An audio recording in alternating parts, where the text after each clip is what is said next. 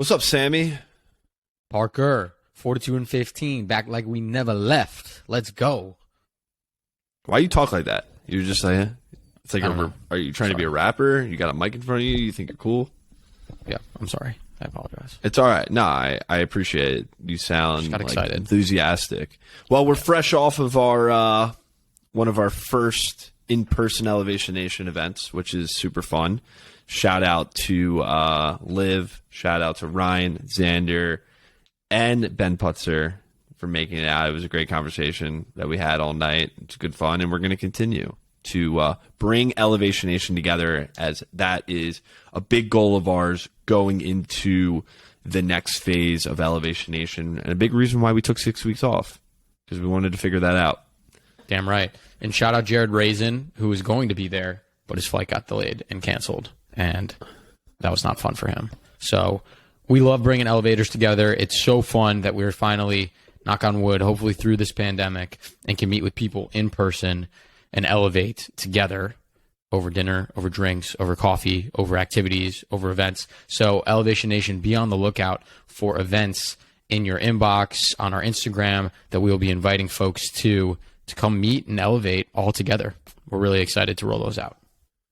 Very excited about that. And what's even more exciting is that we get another episode to talk about whatever the hell we want. And Sam this morning, honestly, sounded frustrated about what we were going to talk about tonight, because he didn't have anything that he wanted to talk about. And I'm like, all right, Sam, for now on, I'm coming with the topics. So Sam has no idea what we're about to talk about. And maybe we'll just do this as a one-time thing, but it's a pretty simple thing. And I think it's very relevant for young adults. No doubt. I think it's relevant for old adults too. But I'm really curious. Let's talk about, Sam. I got your full attention, right? You do? This is a conversation we've never had before, which is also fun. Oh, God. Let's talk about our relationship with coffee.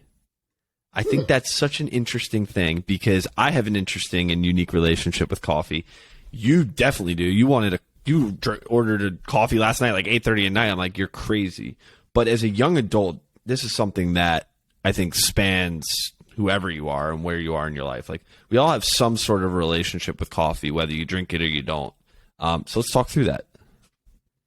So first, I guess I'll tell you my coffee habit. You ready? Okay, here we go. Monday through Friday, I do not have coffee until after I eat lunch. I wait until about 12:30 or 1, sometimes even 2, to have coffee. Sometimes hot. Why? Sometimes Did you read iced. a book or something that like helped you? No, that's just what I do. Because I get an upset stomach if I drink coffee in the morning without food in my system. Okay. So I need food in my system before I have coffee. I also use meditation and working out in the morning to wake me up, not caffeine. But on the weekends, I don't typically work out in the mornings, so I have coffee right when I wake up. And perks of having another Elevation Nation guest, I don't know what elevator number he is off the top of my head, but my roommate, Matt McPartland, wakes up earlier than me. There's always a fresh, sometimes watered down because he doesn't add enough coffee to it, pot of coffee warm for me. Actually, I would say 90% of the time it's watered down, but whatever. Thanks, Matt. Cool. Yeah, I think mine's a little bit different than yours. I've been drinking coffee since I was like in the 6th grade. I feel like my mom is a big coffee person, and I always just loved it so much. And actually, is that why you're so messed up? Paige, why did you let him drink coffee in the 6th grade? I was already like fully grown by like 7th grade. A lot of people will say that, you know, how it says like coffee stunts your growth. Most people know I was the tallest kid in my grade at one point. Really? In like 7th grade. Like, think about that for a second. I am, for Elevation Nation, like I am 5'9", maybe pushing 5'9.5". Like, at one point though, I was the tallest and the biggest kid in the grade, and then shortly realized that I was humbled by the fact that I just grew earlier than everyone else, which is hilarious. But back to my coffee routine. Yeah, so I started drinking coffee in 6th grade, 1 cup in the morning. Always used to go 2 equal with a dab of half and half. And then I worked in summer camp, at my summer camp, Indian Head, Camp IHC, whatever you want to call it.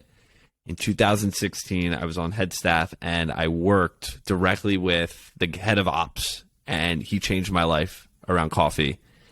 Every morning we'd wake up before our morning meeting at 7 a.m. He'd say, Parker, come in here. Sit me down. He'd have all these bags of beans of coffee. He's like, I'm going to show you coffee, and you're never going to want to drink it with milk or sugar again. And he would pour a beautiful cup of coffee using this like pour over thing, like no machine, no electricity. And he helped me understand just like the concept of coffee in a whole new way. And since that day, honestly, I never drink it with milk. I never drink it with sugar because like he would always say, it's like, just let it sit, let it like, and just taste it. That's what it's all about. If you add milk and sugar, it's a totally different thing. So now I probably drink coffee in the morning every day. I don't know if I'm addicted or I like it. I definitely like the taste of it. I enjoy it. I drink it always black, no matter what. I'll shift between a strong blend, light blend, everything in between. But one thing I have changed, Sam, is I used to drink it right when I wake up. Now I drink it around 9:30, 10 o'clock, about 2 hours after I wake up. And I found that's been really helpful. And sometimes in the afternoon, I get a little pick-me-up and I need my coffee. But you know me, Sam. When I don't have my coffee, how do I feel? You know, I'm really glad this is our topic that you surprised me with for the day, because when I sleep over at Parker's apartment or when we go on vacation together, this is not an exaggeration. I refuse to talk to Parker until he has coffee, because he is a complete grumpy asshole and he sucks. And then as soon as he has a sip of coffee, then I can speak to him. But I learned that lesson the hard way when I tried to talk to Parker first thing in the morning, because I'm pretty chipper. I can wake up and be fine. And I was like, Parker, what's up, man? How you doing? And he literally just looked at me and walked away. And so I know how important your morning cup is for you. Bless JJ that she's able to talk to you in the morning before your cup of coffee, probably. But one thing that I think is interesting, Parker, you were talking about this camp guy that showed you how to make like a proper cup of coffee.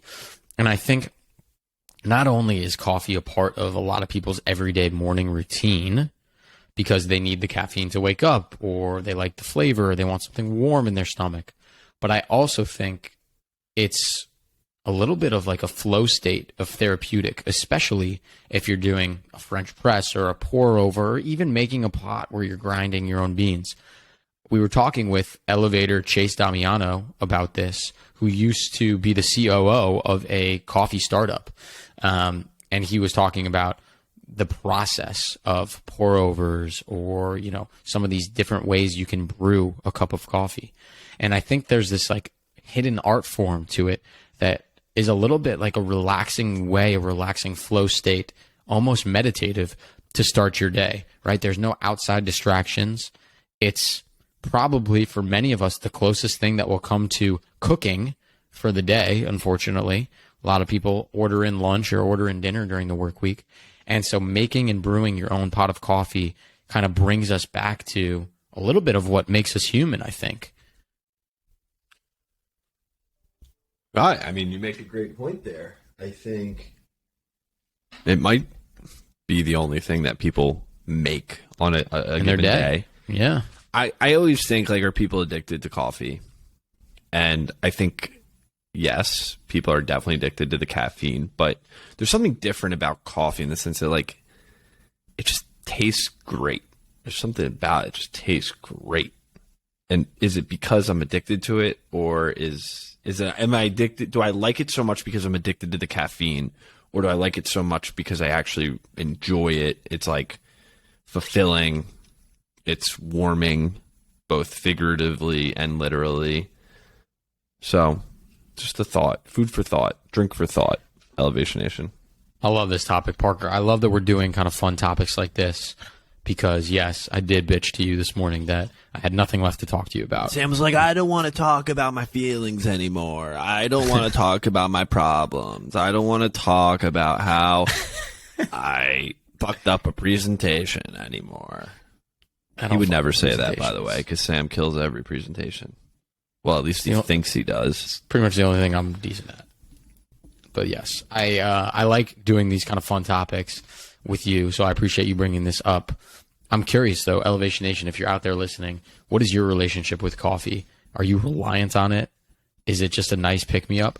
One of the reasons why I like Parker drinking it in the afternoon is I feel like I have to earn it. Like, oh, you want that cup of coffee? Like, all right, get through your morning meetings. Like, get through work. And then when you take that first sip in the afternoon, you're like, oh, let's go. I'm locked in. That sounds like something like an addict would do. I just want to say. Maybe. I don't know. I got to earn my coffee. I got to power through. Mental fortitude to get me to this coffee. Yeah. It's a cool topic, but something new that we're going to be starting every Fortitude and 15 is highlighting some quick wins in the nation, some things that Sam and I are seeing. So I got one. I guess this is how we're doing it. I go one, then you go one, and we just go until we don't want to go no more. You ready for this? I caught up with Brad Kraut earlier this week. My man Brad Kraut, Elevator, I don't know. He's probably in the 60s or the 70s. Probably should know the answer here. When we had Brad Kraut on the podcast, Brad was like, maybe had 10,000 followers on TikTok. And he said, he's Elevator number 63. Oh, so see, I know my stuff well. Good Elevator job. 63. Brad was like, I'm going to make it on TikTok. I want to be an influencer. And he just always has posted ridiculous content. He's still in college at Penn State. He was posting a lot of workout content. And I think over the last month, he went from like around 20,000 followers on TikTok to he's about to eclipse 500,000 followers. And people know Brad Kraut in college, which is crazy. My girlfriend's brother goes to Ohio State, no affiliation with Brad. And I was on FaceTime with him the other day. He's like, you know Brad Kraut? Kick the sheets, bro. I'm like, he's like, I'm an academic weapon. I'm like, how do you know this? He's like, TikTok, man. I'm like, that is crazy. So shout out Brad. He's killing it. He's tracing his dreams. You're also just a unique individual who puts a smile on so many people's faces. So keep elevating, Brad. Our next update is taking it to NBC, to the hit show Shark Tank, where we have Elevator number 70 and 71, the lovely ladies from Stacked, Matt, Taylor Borenstein, and Millie Blumka, who went on Shark Tank. Their episode aired this past weekend, and drumroll please, Parker.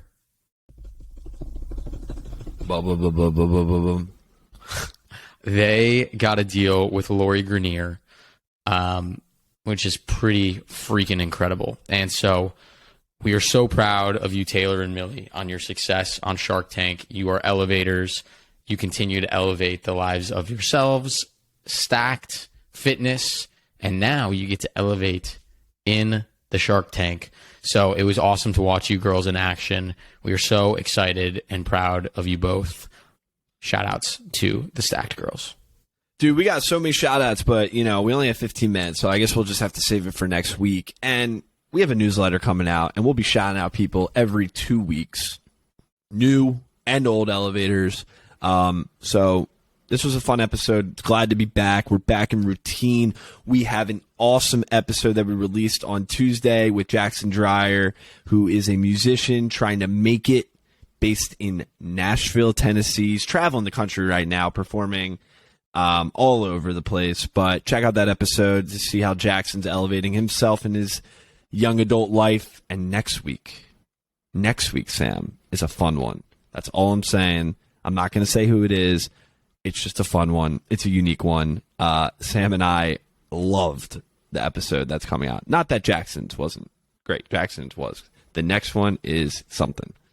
So, Sammy, that's it. Feels good to say this.